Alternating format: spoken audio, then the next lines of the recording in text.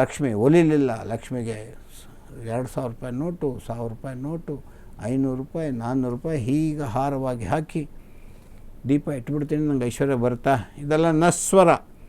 ಇವತ್ತಿರ್ತದೆ, ನಾಳೆ ಹೊಟ್ಟೋಗುತ್ತೆ. ಅದು ಹುಷಾರಾಗಿ ದೀಪ ಹಚ್ಚಿ ಪುಸ್ತಕಂತ ಏನಾರಾದ್ರೆ ಅದು ಬೆಂಕಿ ಹತ್ಕೊಂಡ್ಬಿಡುತ್ತೆ. ನೋಟ್ ಹಾಕೋದು ದೊಡ್ಡದಲ್ಲ, ಅದನ್ನು ಹುಷಾರಾಗಿಡಬೇಕು. ಮಹಾಲಕ್ಷ್ಮಿ ಅಲ್ಲಿ ಇದ್ದಾಳೆ, ಸನ್ನಿಹಿತಳಾಗಿದ್ದಾಳೆ ಅಷ್ಟೆ. ಲಕ್ಷ್ಮಿ ಸನ್ನಿಹಿತಳಾಗೋದು ಯಾಗ? ನಮ್ಮ ಮನೆಯನ್ನು ಶುದ್ಧವಾಗಿ ಇಟ್ಟುಕೊಂಡಿದ್ದರೆ ಮಾತ್ರ. ಇಲ್ಲದಿದ್ದರೆ ಇಲ್ಲ, ಬರಲ್ಲ.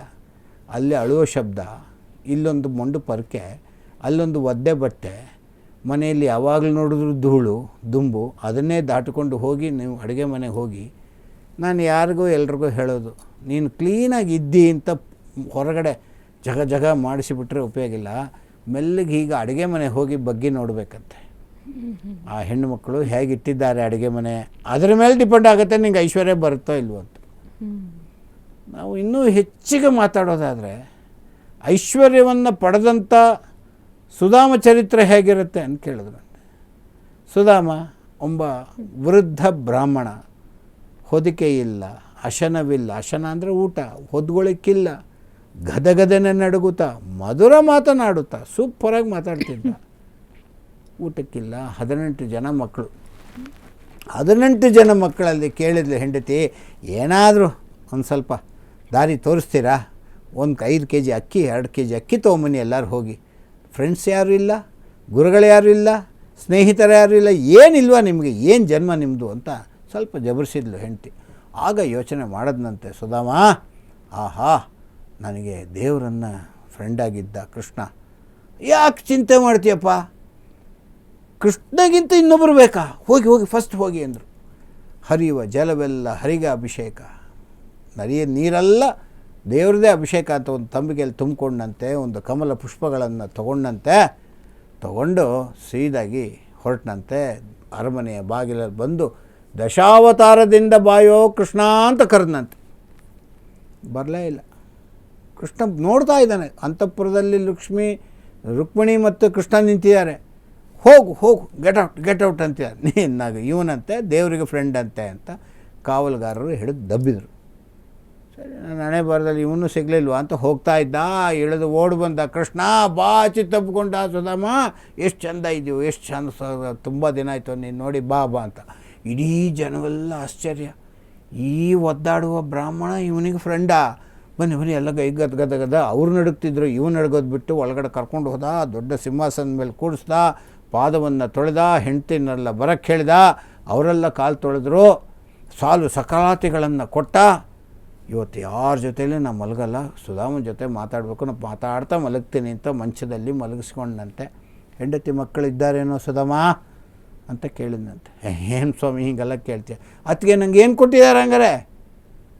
ಏನು ಕೊಡಲಿ ಸ್ವಾಮಿ ನಿಂಗೆ, ನಾನು ರಾಜ, ನಿನಗೇನು ಕೊಡೋಕ್ಕಾಗತ್ತೆ? ನಾನು ಏನೋ ತಂದಿದ್ಯಾ, ನಾನು ನೋಡಿದೆ, ಒಂದು ಗಂಟಿತ್ತು, ಕಿತ್ಕೊಂಡಂತೆ 3 ಹಿಡಿ ಅವಲಕ್ಕಿಯನ್ನು. ಭಕ್ತಿಯಿಂದ ತಂದದ್ದು ಯಾವುದು ಬೇಕಾರಾಗಲಿ, ಭಕ್ತಿಯಿಂದ ತಂದಂಥ ಅವಲಕ್ಕಿಯನ್ನು 3 ಹಿಡಿ ತಿನ್ನಂತೆ. ಲಕ್ಷ್ಮಿ ಮತ್ತು ಉಳಿದವರೆಲ್ಲ ಬಂದು ಕೈ ಹಿಡಿದ್ಬಿಟ್ರೆ, ಸಾಕು ಸ್ವಾಮಿ, ಇದನ್ನೇ ತಡಿಲಾರ, ಸುಮ್ಮನೆ ಯಾಕೆ ಒದಾಡ್ತೀರಿ, ಕೊಡಬೇಡಿ, ಸಾಕು ಅಂತ ಹೇಳಿದ್ರಂತೆ. ಆಯಿತು, ಬೆಳಗಾಯಿತು. ಹೋಗ್ಬರ್ತೀಯ ಸುಧಾಮ? ಹಾಂ, ಹೋಗ್ಬರ್ತೀನಿ ಸ್ವಾಮಿ ಹೋಗ್ಬರ್ತೀಯ. ಇಷ್ಟೇ ಮಾತು ಕೇಳಕ್ಕೆ ಬಂದಿದ್ದ. 5 kg ಅಕ್ಕಿಗೆ, ಒಂದೊತ್ತು ಊಟಕ್ಕೆ ಹೊಟ್ಟೋದ. ಹೋಗ್ಬೇಕಾದ್ರೆ ಸುಧಾಮ ನಿಂತ್ಕೊ ಅಂಥೇಳಿ ಆ ಶಾಲ್ ಕೊಟ್ಟಿದ್ನಲ್ಲ ಅದನ್ನು ಕಿತ್ಕೊಂಡಂತೆ. ಸರಿ ಅಂತ ಊರಿಗೆ ಹೋಗ್ತಾನೆ. ಊರಿಗೆ ಸಿಗ್ತಾ ಇಲ್ಲ. ಇಡೀ ಊರು ಜಗ ಬೆಳಗಾಗ್ಬಿಟ್ಟಿದೆ. ಲಕ್ಷ್ಮಿಯನ್ನು ಸುಧಾಮನ ಮನೆಗೆ ಕಳಿಸಿದ್ನಂತೆ ಕೃಷ್ಣ, ಹೋಗಿ ಅವನಿಗೆ ಐಶ್ವರ್ಯ ಕೊಟ್ಟು ಬಾ ಅಂತ. ಕಾಲು ಹಿಂಗೆ ಇಡ್ತಿದ್ಲಂತೆ. ಶುಕ್ರವಾರ ಸಾಯಂಕಾಲ ಇಡಬೇಕಾದ್ರೆ ಯಾರು ನೀನು ಅಂದ್ಲಂತವಳು, ಅವನ ಹೆಂಡತಿ ಅಂತವಳು. ನೋಡು, ಸಾಕ್ಷಾತ್ ಮಹಾಲಕ್ಷ್ಮಿ ಅಮ್ಮ, ನಿಂಗೆ ಐಶ್ವರ್ಯ ಕೊಡೋಕ್ಕೆ ಬಂದೀನಿ ನಾನು ಅಂತ. ನಾನು ಕಷ್ಟದಲ್ಲಿ ಇದ್ದಾಗ ಇಡೀ ಊರಿನ ಜನ ನನಗೆ ಊಟ ಹಾಕಿದ್ರು ಒಪ್ಪತ್ತು, ಅವ್ರಿಗೆಲ್ಲ ಐಶ್ವರ್ಯ ಕೊಡಿದ್ರೆ ನಮ್ಮ ಮನೆಗೂ ಬಾ, ಇಲ್ಲ ಬರಬೇಡ ಅಂದ್ಲು. ಇದು ಒಳ್ಳೆ ಗೋಳಾಯ್ತಾ ಅಂತ ಮತ್ತೆ ಕೇಳಿದ್ಲಂತೆ. ಕೊಡು, ಒಂದು ಒಳ್ಳೆಯವನು ಒಂದು ಊರಿನಲ್ಲಿದ್ದರೆ ಇಡೀ ಊರಿಗೆ ಮಳೆ ಬರಲ್ವಾ? ಯಾಕೆ ಈ ಊರಿಗೆ ಮಳೆ ಬರಬಾರ್ದು ಅಂತ ಏನೋ ಡಿಸಿಷನ ಕೊಟ್ರಂತೆ. ಐಶ್ವರ್ಯವನ್ನು ಕೊಟ್ಟ ಕೂಡಲೇ ಸುಧಾಮ ಬಂದ. ಅಪ್ಪ ಅಮ್ಮ ಅಂದ್ಕೊಂಡು ಓಡಿ ಬರ್ತಾವೆ ಮಕ್ಕಳು. ಇದೇನು ನನ್ನ ಮಕ್ಕಳೇನಾ? ಇದು ನಮ್ಮೂರೇನಾ ಅಂತ ನೋಡಿದ. ಏನು ಬಂಗಾರ ಬೆಳ್ಳಿ ಹಾಕ್ಕೊಂಡು ಸೂಪರಾಗಿ ಕಾಣ್ತಾರೆ, ಅದ್ಭುತವಾದ ವಸ್ತ್ರಗಳು. ಯಾವುದೋ ಹರಿಯನ್ನು ನಾವು ಕಂಡು ಬಂದಿದ್ದರಿಂದ ತಿರುಪತಿಗೆ ಹೋಗ್ತೀವಿ. ಒಬ್ಬ ಕುರುಡ ಕೇಳಿದ, ಕಣ್ಣೇ ಕಾಣಿಸಲ್ಲ, ನಾವೇ ಸಾಯ್ತಾ ಇದ್ದೀವಿ ಇಲ್ಲಿ ಒದ್ದಾಡ್ಕೊಂಡು ಈ ಕ್ಯೂನಲ್ಲಿ, ನೀ ಯಾಕೋ ಬರ್ತೀವಿ ಅಂತ ಕೇಳಿದ್ರಂತೆ. ಈ ಜನ್ಮದಲ್ಲಿ ದೇವ್ರು ನಂಗೆ ಕೊಳ್ಳಿಲ್ಲ, ನಾನು ಅವನು ನೋಡೋಕ್ಕಾಗಲ್ಲ, ದೇವ್ರು ನನ್ನ ನೋಡ್ತಾನಲ್ಲ, ಮುಂದಿನ ಜನ್ಮ ಒಳ್ಳೆ ಕಣ್ಣು ಕೊಡಲಿ ಅಂತ ಬಂದೆ ಅನ್ನಂತೆ. ಹಾಗೆ ದೇವರನ್ನು ಕಂಡದ್ದು ಬಂದದ್ದರಿಂದ ಸಂಪತ್ತು ಬರ್ತದೆ. ಸೊ ಈ ಮಹದೇಶ್ವರ ಪ್ರಾಪ್ತಿ ಅಂತ ಏನು ನಾವು ಇವತ್ತು ವಿಷಯ ತೊಗೊಂಡಿದ್ದೀವಿ, ಈ ವಿಷಯ ಗೆಲ್ಲಬೇಕಾದ್ರೆ ಈ ಸುಧಾಮ ಚರಿತ್ರೆ ಕೇಳಬೇಕು. ಕೇಳಿದರೆ ನಿಮ್ಮ ಮನೆಗೆ 100% 200% ಮಹದೇಶ್ವರ ಪ್ರಾಪ್ತಿ ಆಗ್ತದೆ. ಮನೆಯನ್ನು ಶುದ್ಧವಾಗಿ ಇಟ್ಕೋಬೇಕು, ಕ್ಲೆನ್ಸಿನೆಸ್ ಅಂತ ಏನು ಹೇಳ್ತೀವಿ ಅದನ್ನು ಇಟ್ಕೋಬೇಕು.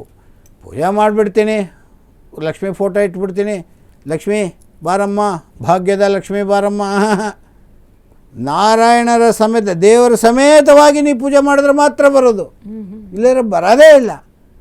ನೋಡ್ತಾಳಂತೆ ಶುಕ್ರವಾರ ಸಾಯಂಕಾಲ ಹೀಗೆ ಬಗ್ಗೆ ನೋಡ್ತಾಳಂತೆ, ಗೇಟಿಂದ ಹಿಂದೆನೇ, ಮನೆ ಬಾಗಿಲು ಹಿಂದೆನೇ ನೋಡ್ತಾಳಂತೆ. ಅಲ್ಲಿ ಕೆಟ್ಟ ಶಬ್ದಗಳು, ಅಪಶಬ್ದಗಳು, ನೀನು ಸಾಯಿ, ನಾ ಸಾಯ್ತೀನಿ, ನೀನು ಹಾಳಾಗಿ ಹೋಗ್ತೀಯ, ಇವೆಲ್ಲ ಮಾತಾಡೋದು, ಕಿರ್ಚೋದು, ದೇವ್ರ ದೀಪ ಹಚ್ಚಿಲ್ಲ.